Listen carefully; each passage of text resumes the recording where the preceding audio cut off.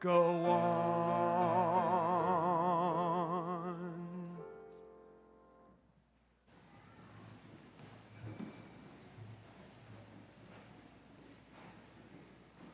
Please join me in reading our collective reading this morning, a reading of our values. It's printed in your order of service. Love is the power that holds us together and is at the center of our shared values. We covenant to practice interdependence. We honor the interdependent web of all existence. To practice pluralism, we celebrate that we are all sacred beings, diverse in culture, experience, and theology. To practice justice, we work to be diverse, multicultural, beloved communities where all thrive. To practice transformation, we adapt to the changing world. To practice generosity, we cultivate a spirit of gratitude and hope. To practice equity, we declare that every person is inherently worthy and has the right to flourish with dignity, love, and compassion. We are accountable to one another for doing the work of living our shared values through the spiritual discipline of love.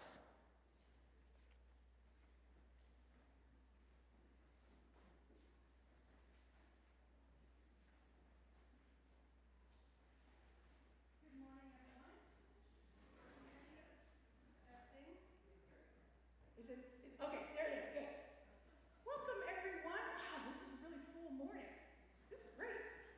Awesome. I'm Erica Shadowsaw, your Lifespan Religious Education Director here at First Unitarian Church of Pittsburgh. I am about 5'8". I have black pants on, a purple shirt, and a head wrap, and poofy hair, and brown skin. And a couple of things. I want to welcome Dawn Lindsay and some of the kids from the North Hills Unitarian Universalist Church. They are visiting us for their Neighboring Faiths class. So where's Dawn? There, she's right there. Their kids are going to join our classes. So, with that, I'd like to invite everybody who is young or young at heart who would like to come up close and see what we're going to look at today, which is cloth. By the way, the story in your order of service is a really great story, and you can look forward to hearing it next week.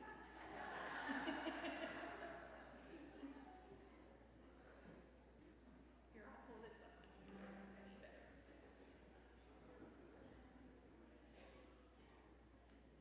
Hey, guys.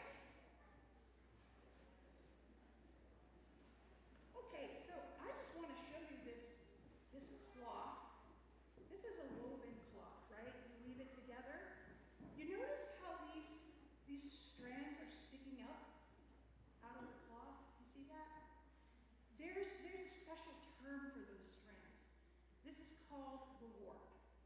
We call this the warp. These are and if you take your hand and go up and down like this, that's the way the warp goes, up and down. And then, it's harder to see, and I'll give it to you to pass around, but there are threads that go sideways. So can you take your hand and go like this? Yeah. So I'm going to pass this down to you, and you can see if you can pull it apart, and then you can pass it to the next person. It's really hard, right? It's really, really hard. One thread is not very strong, but the warp and the weft together are very, very strong. This is kind of like our own community.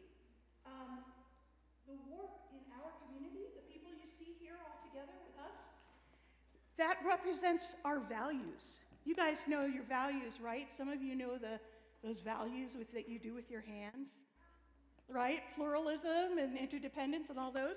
Those are our values that live inside us. But the weft is how we live those values.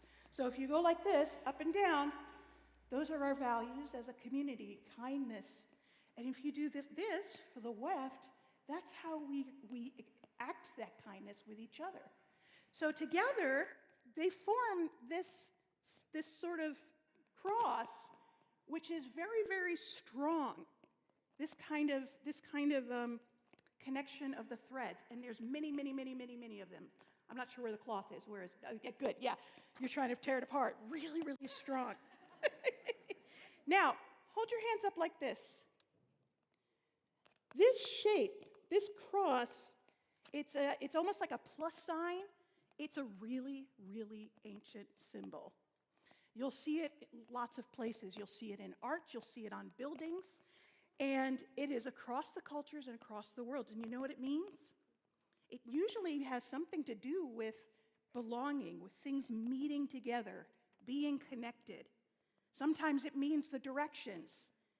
Sometimes it means earth and air, fire, water, that kind of thing. Sometimes it has other meanings, but they all have to do with connection. And I'll show you one other trick. If you stand up and you hold your arms out wide, you also form that shape. And that's a nice way to remember that we are up and down. This is what we have inside us. Our arms represent how we use our values, how we live our values. And at the center is our heart, just like in our values that we recite. So when you see fabric in the future, or you see that symbol, you can remember that we are both the warp and the weft. Can you remember those words? Warp? Warp? Warp? Weft. I think those are cool words to say. Weft. And with that, we're going to stand and sing 10, I can never remember the name. 10-10. That's not very difficult to remember, but we're going to sing it 10-10, and then we'll also go to our classes. Thank you so much.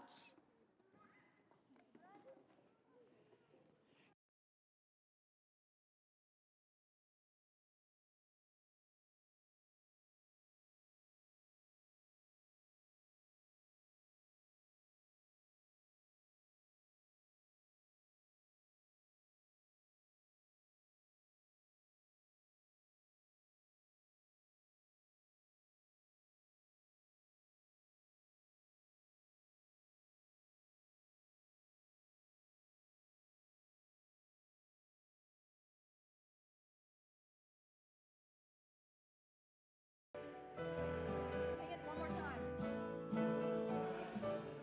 One more time.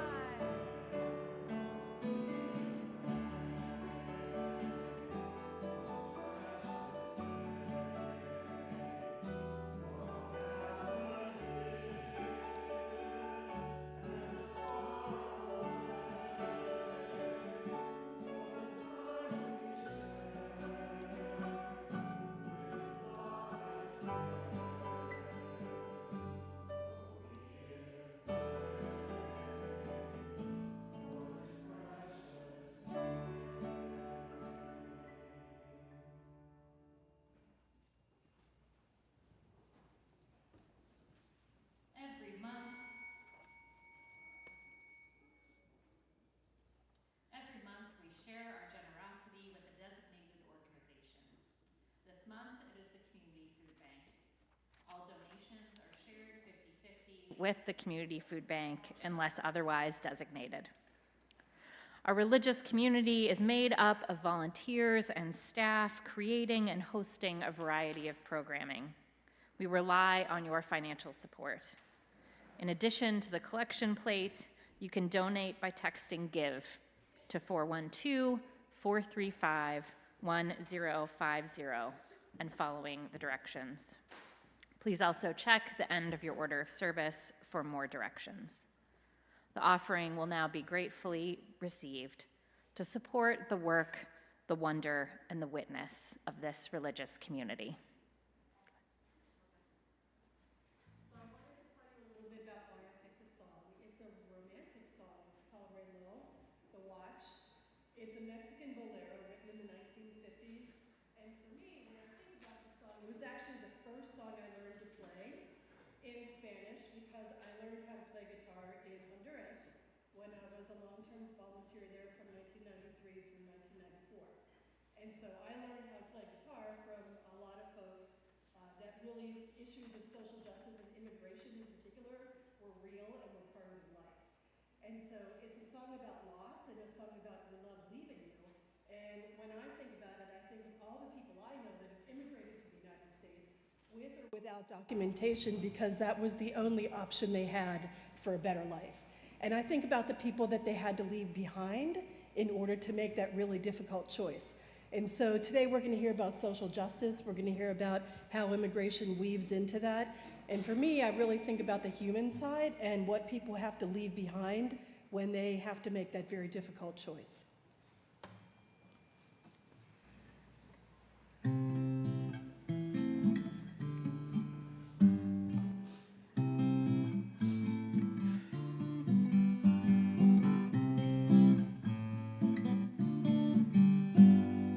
Reloj, no marques la hora, porque voy a enloquecer.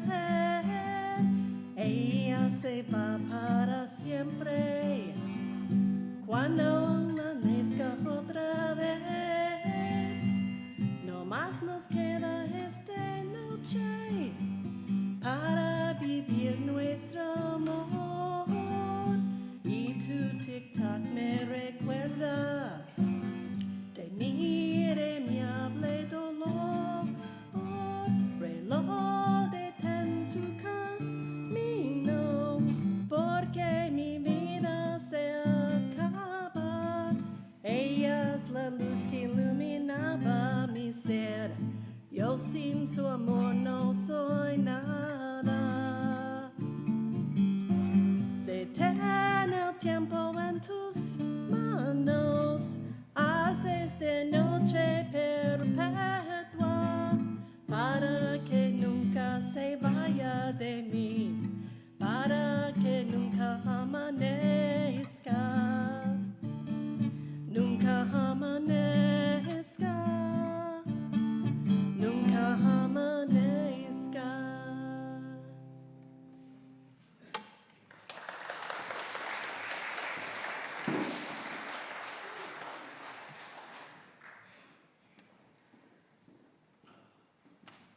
As we move into a few moments of silence, personal meditation, and prayer, please remember that we hold each other in our hearts and minds with all our joys and all our sorrows.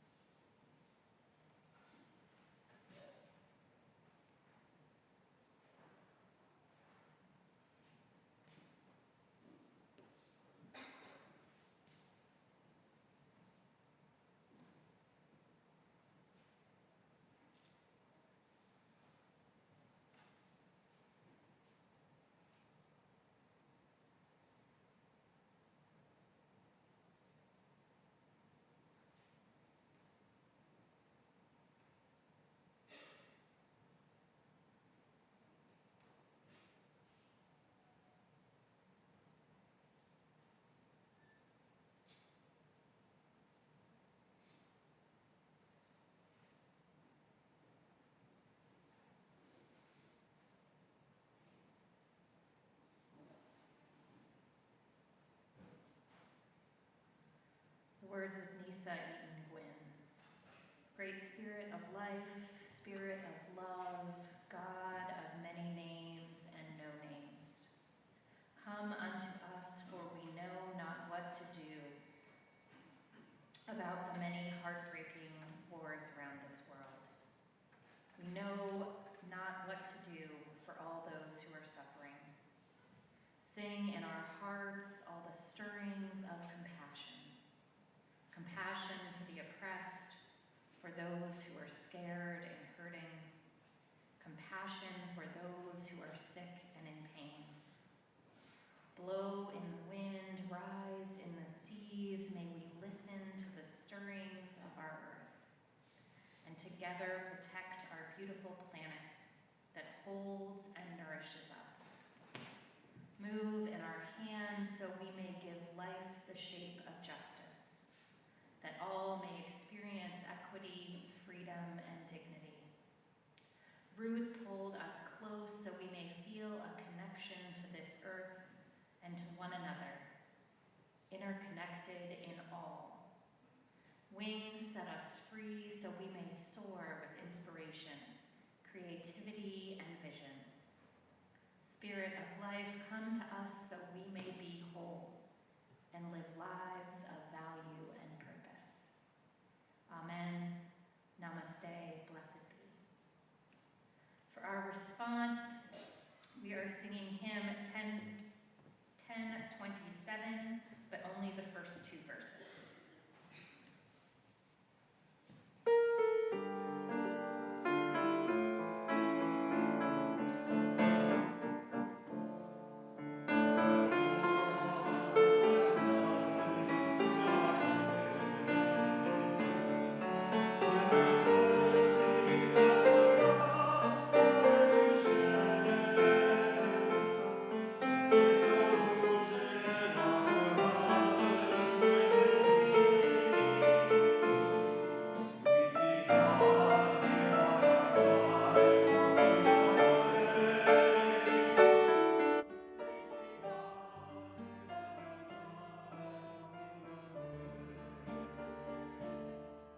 When compassion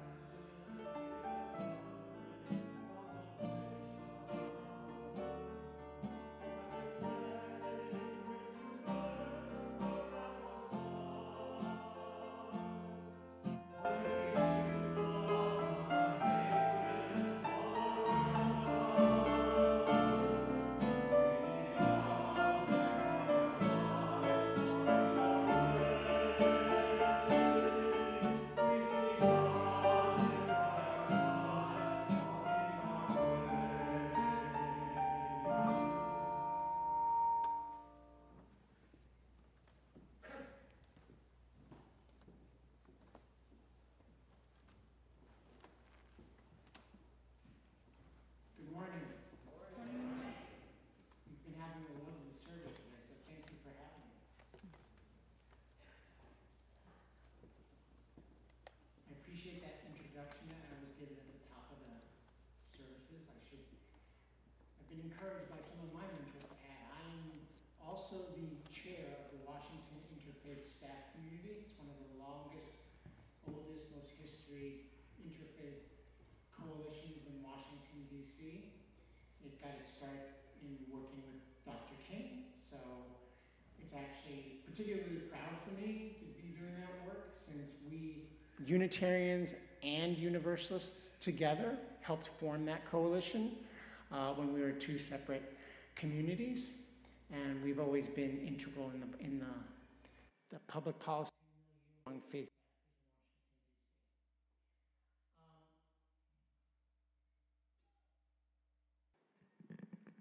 First to you, peace to you in the name of love, both practical and sacred. I was in conversation recently. As you can imagine, at least one of your senators has been on the tip of everybody's tongue for a while. And to be candid, somebody was sort of throwing shade about Pennsylvania. They were really angry at Senator Fetterman for one of his recent votes. But really they were sort of slipping into disparaging the state as a whole. And I immediately came back and said, that's not true. I collaborate with folks in Pennsylvania who care deeply for justice, equity, and their communities. And they put their compassion into action. And then they sort of came back with some comments about the posture on issues and the disagreement over worldview and the political tilt of the state and its inclinations, what they characterized as an infatuation with MAGA culture. And I said, well, I can only speak from my perspective, but while I do not always agree or see eye to eye with the folks that I interact with in Pennsylvania, I know we agree heart to heart most of the time. And when I've asked them to be present, many have joined me shoulder to shoulder in that work. They show the needed courage. They arrive with the needed intention. And in these times, isn't that what matters most?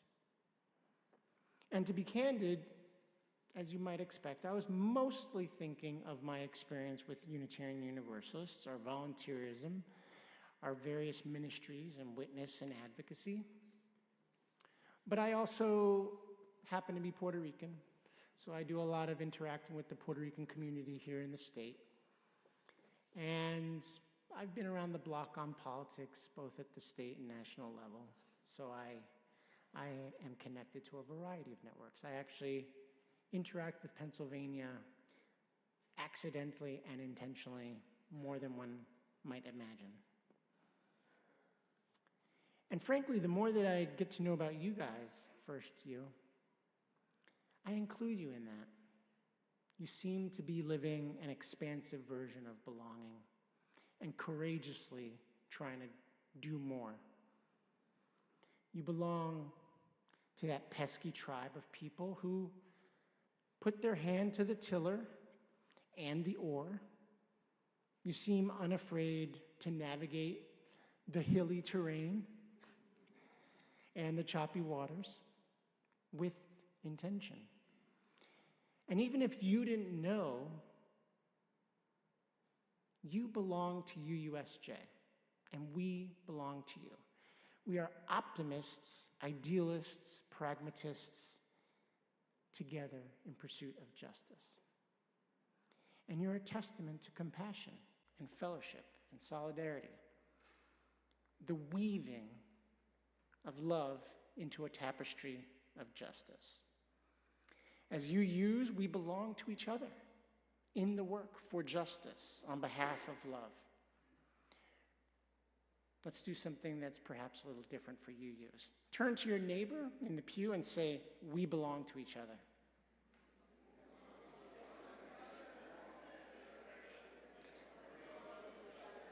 Turn the other way and say, I'm in covenant with you.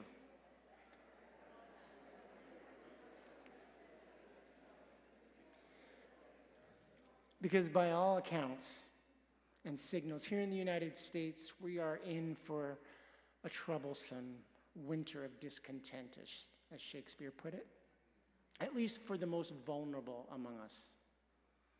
As things get more challenging, I want you to remember that we have been together in this work through the ebbs and flows of energy, focus, attention, and desire for the job at hand.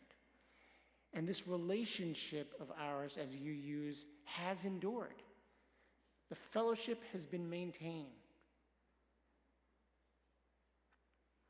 We have shown the capacity for spiritually disciplined engagement. We will need more of that to build that out further. To start with, our denomination, our houses of worship, your church, and then take it beyond. We must find other communities of like mind and similar spirit and begin journeying together in defense of our democracy. We must relearn our skill for the great weaving.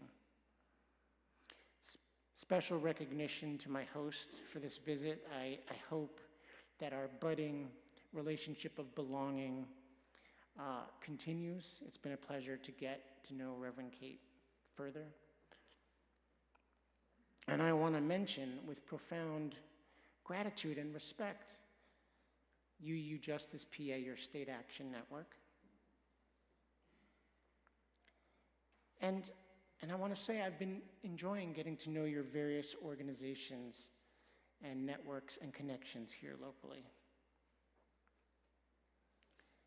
And I invite you to remember UUSJ.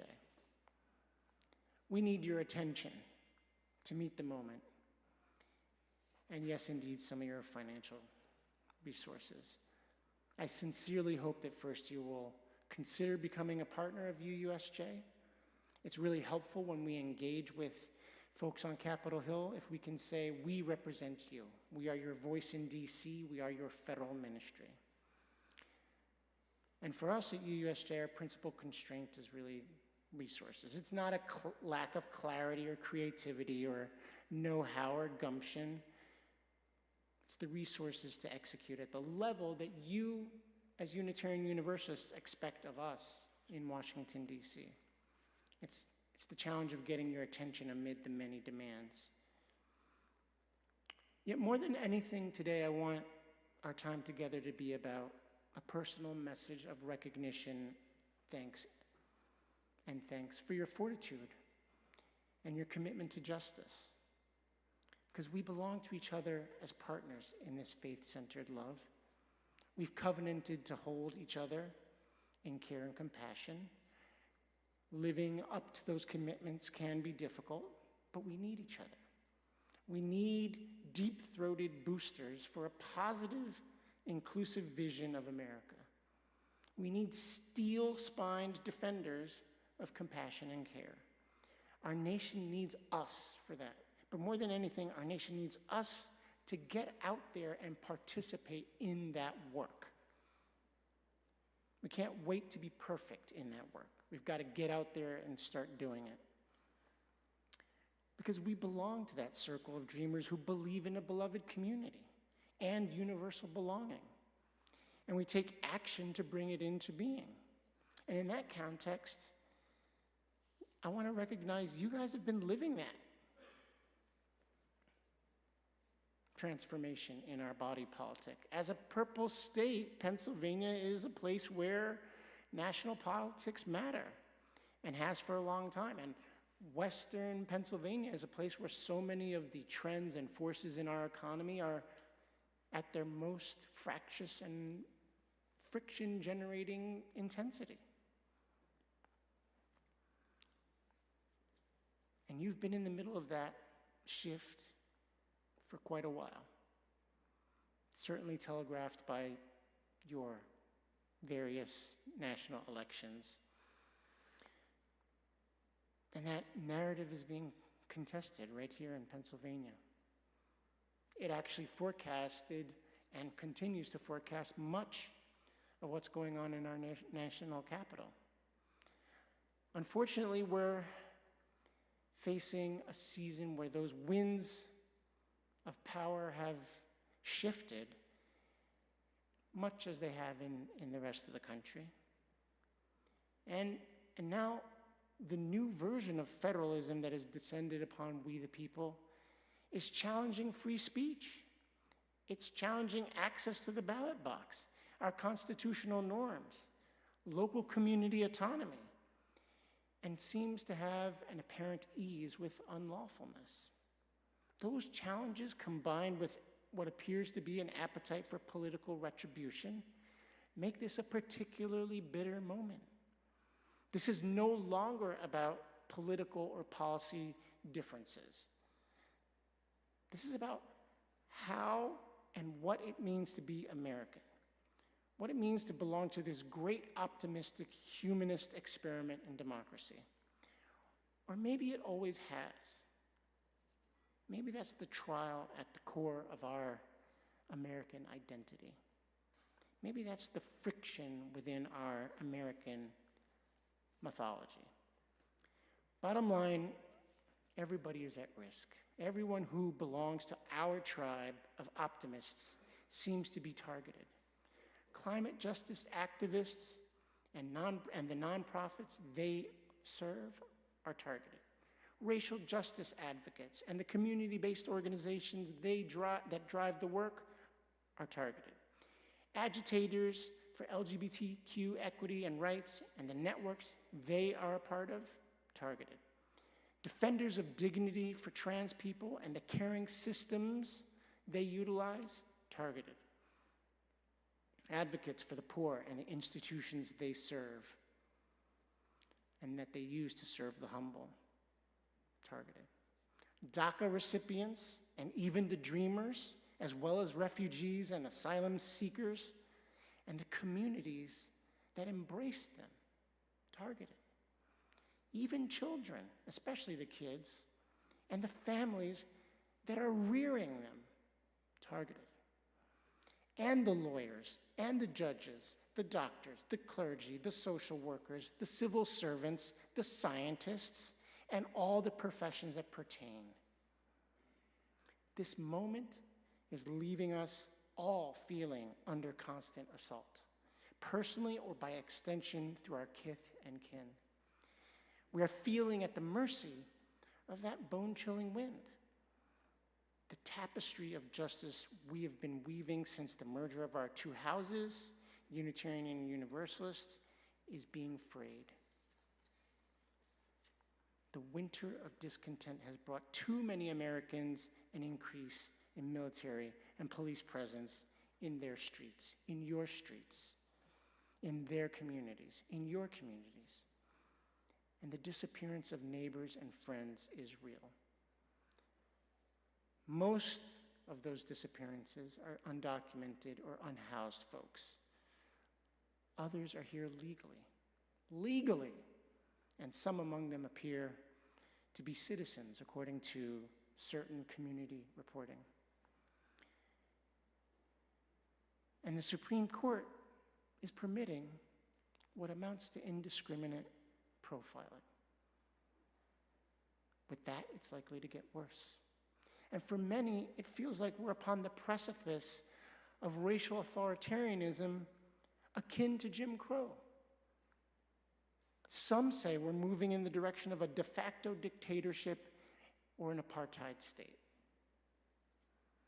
And if you're wondering about this, ask the obviously foreign-born in your communities and in your networks.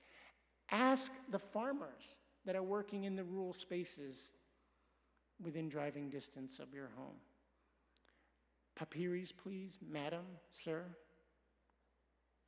By all accounts, they're not being that polite. ICE is not being that polite.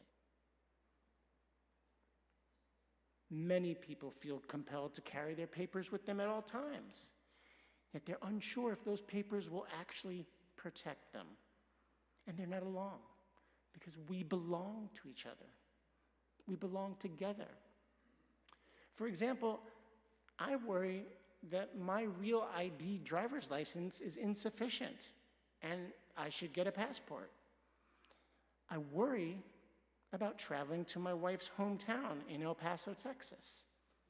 That's very close to the border and a highly militarized, soft conflict zone. We worry about our 9-year-old. How might he prove his status as a citizen? And whether or not he knows at least 3 telephone numbers he can call in case of some kind of emergency. We also wonder, who the heck would we call? We don't have a lawyer in the family. What would we do if we actually got into this kind of trouble with our state? Is that Thomas Jefferson's life, liberty, and pursuit of happiness?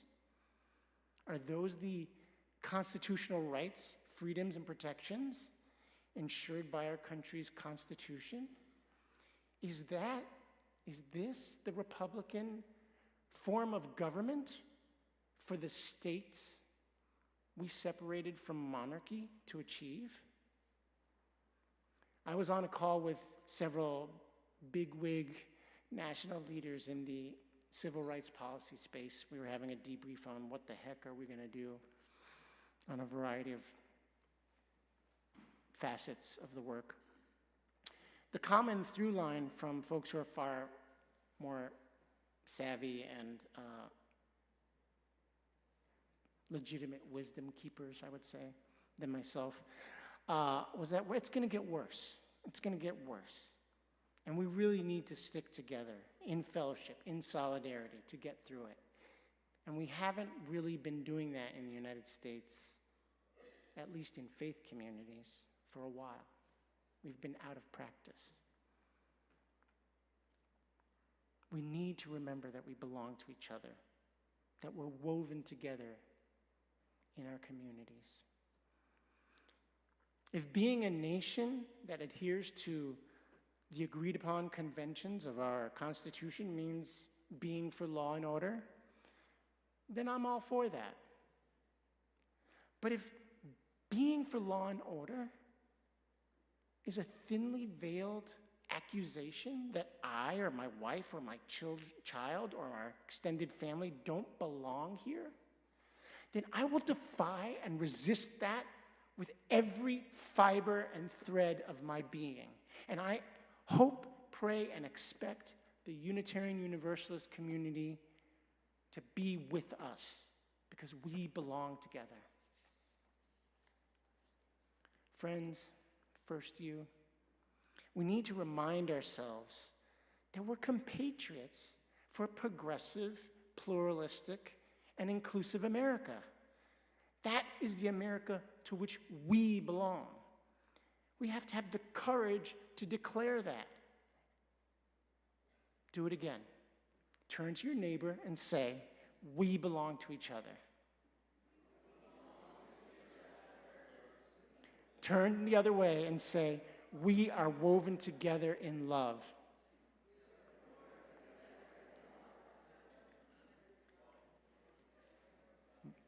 Most recently, locally in DC, where I reside, as you know, we've been seeing the intimidation of our youth populations and the unhoused living among us. And we sounded and have been sounding the alarm about that treatment spreading across the United States into other communities. And according to most of the community reports, the focus on the unhoused was really about a pretext for going after immigrants and furthering roundup behavior. And the emphasis on the youth was mostly a coordinated punishment for young black males. My friends, you need to be vigilant. These policies are intended to be rolled out in big cities across the United States. I don't know when it'll come to Pittsburgh. I don't exactly know what version will be deployed. But I suspect that between now and November of 2026, you will see an increase in some of these policies and tactics. So I beg you to be watchful. Find the courage necessary to confront that. We all need to mind the othering and the shift in the narrative about who belongs, who merits compassion, who merits care, and who can claim membership in our communities. We define that locally, in our state. We, the people, have decided that we will allow ourselves to be governed. And if the governing body is leading in a direction that we do not agree with, we can withdraw our consent. History teaches us that such a winter of discontent descends upon us. The winds cut hardest against those who are poor and marginalized and othered. Yes, I've said that. And to use the biblical frame, those who are the stranger or the sojourner often feel it most keenly. But make no mistake, you are also a stranger to the pernicious fellowship in favor of minimalist democracy, a republic of plutocracy and oligarchy, adherence to a Unitarian theory of executive power. Exodus 2:22, King James, is somewhat apt, at least in my mind. We're all strangers to that land. One that increasingly celebrates autocracy, authoritarianism, flirts with Christian theocracy, and the open embrace of Nazism. We're all cognitive foreigners to that land. Have you seen the videos, viral videos of people saying, yes, I'm a fascist? Or some version of, yeah, I want to use the democratic process to achieve a religious state? Or the chats by young Republicans declaring, I love Hitler to each other. That's real stuff out there in our American community.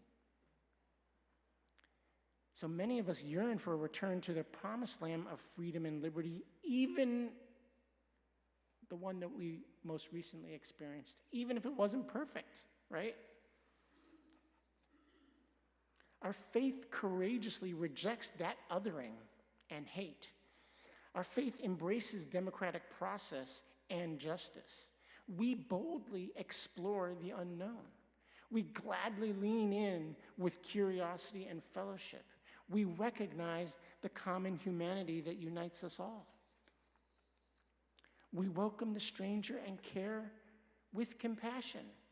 We proudly attest that we are all born of original blessing and we belong to each other in the great human family. We are the weavers. We bind belonging to compassion, fellowship, and solidarity, and we bring them together in a whole tapestry for justice. We are intentionally courageous for love. That is one of the taproots of our faith tradition. Yet it is not just the stranger under attack. It is all of us in our care and compassion and our weaving. I've said that. History teaches that those winds can be sharp for those of us willing to defy the norm. Those who have the moral fortitude and spiritual discipline to resist and defy Caesar, Rome, the hegemony, as it tries to convince us to forsake our power, to trick us into thinking we are alone in our fear, our consternation, and our desire to object. Those winds can be bitter for those of us who are willing to champion a universal community of humankind. And in such an hour, we must remember that we do not serve the state, but instead consent to be governed by it. And we are, in fact, the conscience of our body politic. That is where our spiritual discipline belongs. That is where we need to show the courage and intentionality that our faith brings to bear or can bring to bear. Again, I know it's funny, but turn to your neighbor and say, we belong to each other.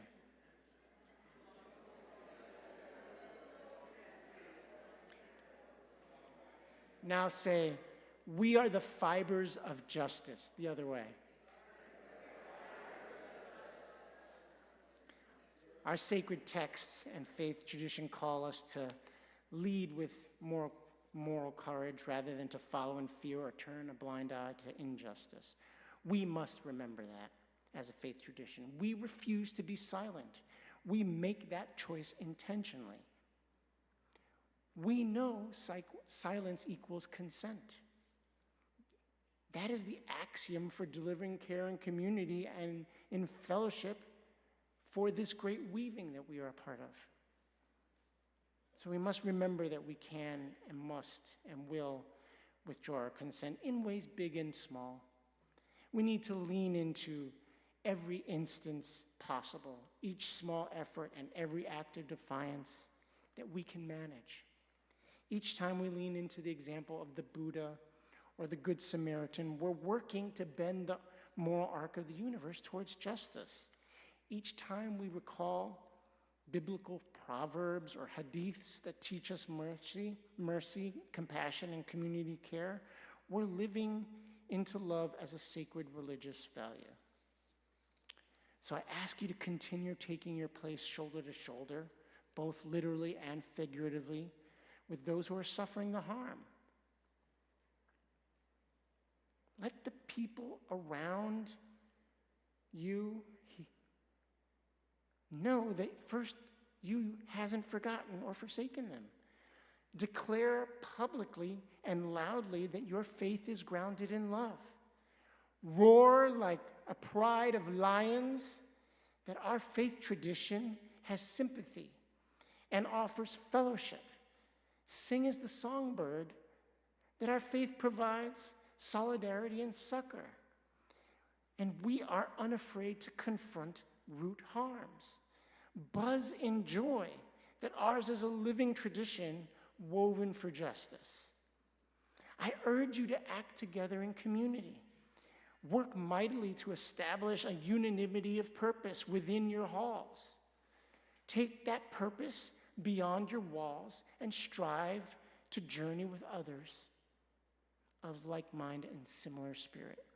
Weave your power into the wider community. Widen your circle of concern for our democracy, for your community.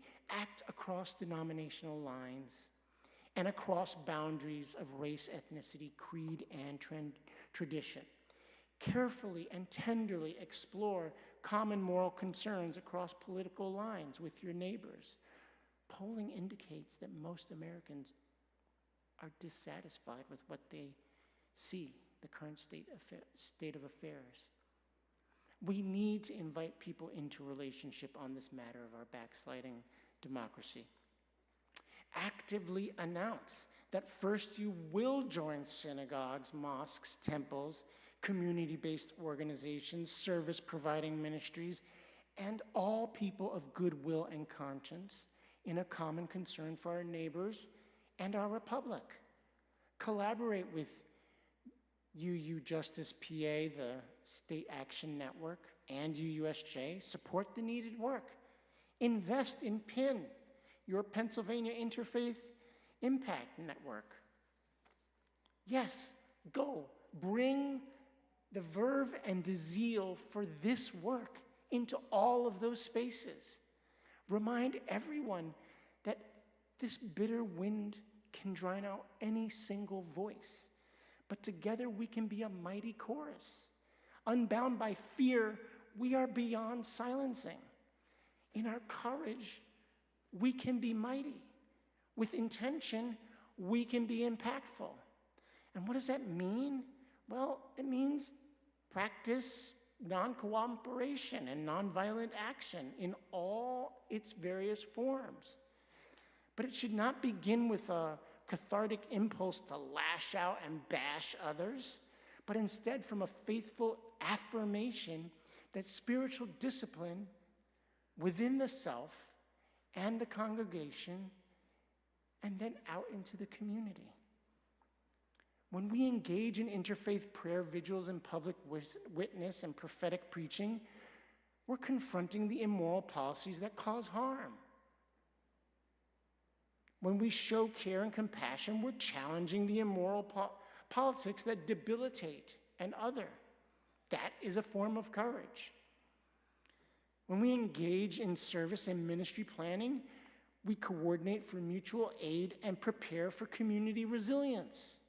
That can be the heart of your intention. When we live into our liberatory theology, we are weaving justice. This is loving work, and we must do it. We must act in these ways. We must be both practical and strategic. We must find that spiritual steel I was talking about to meet the moment. We must find the fortitude to preserve in the face of those howling and bitter winds. This night may seem long, the winds may seem sharp, and you may feel overwhelmed by the tasks at hand. You may feel this winter will not come to an end. However, faith-grounded spiritual discipline requires that we, with intention, cultivate hope. So we remember the morning always comes, the winds eventually shift, the tide eventually goes out, the people's progress is always the spring after the winter. As Reverend John Creswell Jr. preaches, every contraction or re-entrenchment will eventually see an expansion and flowering. We know that the long arc of the moral universe bends towards justice. But injustice is a rigid, persistent human tendency. That is the struggle that requires compassion and intention. To bend the arc requires many hands helping to shape that curve with love. That is where we belong. It's an effort where each person must weave their bit of the cloth and each generation grasp its corner of the tapestry. That is our community. That is what we do at UUSJ. our part, bringing the unremitting Unitarian Universalist presence to the federal forum. It's never easy, but it's always worthwhile and meaningful, never more than now. And that is why, First U, we belong to each other. On behalf of UUSJ, we welcome you. We welcome your support for our work with your attention. Please side with love, feed your spirit, channel your courage and your intentionality. Defy hate with joy.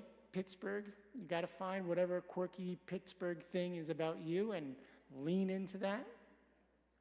Refrain from indifference. Remain in fellowship. Rest when needed. And never forget that we are the ones we've been waiting for. We are the weavers. And remember, we belong to each other. Blessings and peace, First U. Thank you for your time and attention.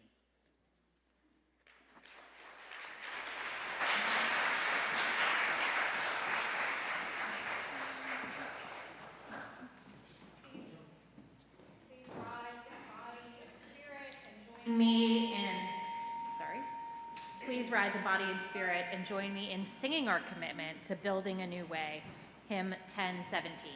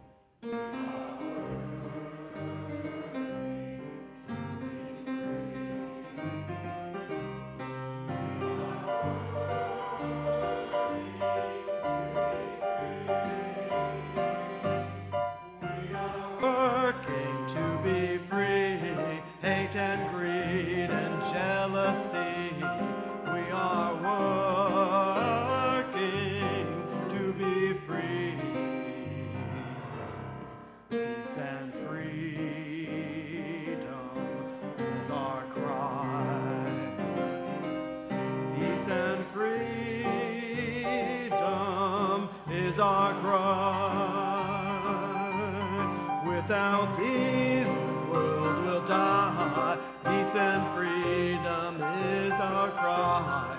We are working to be free. Oh, I messed up. I think that's okay.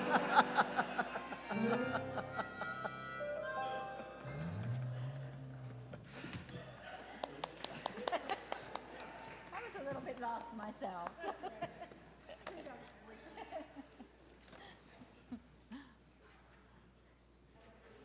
Oh, they keep turning that microphone off.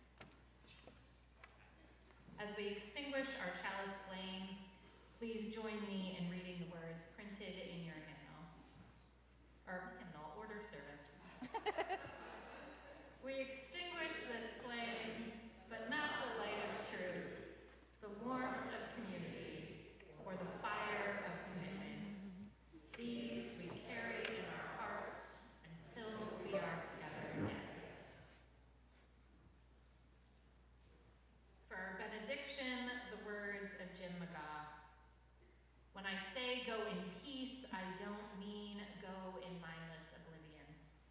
When I say go in peace, I don't mean go without challenging yourself or others. When I say go in peace, I don't mean go in utter ease and comfort. When I say go in peace, I mean go in peace seeking justice. I mean go in peace committed to equal rights and opportunities for all. When I say go in peace, I mean go in the peace that is created when together we build communities of true solidarity, deep compassion, and fierce, unrelenting love. Go in peace.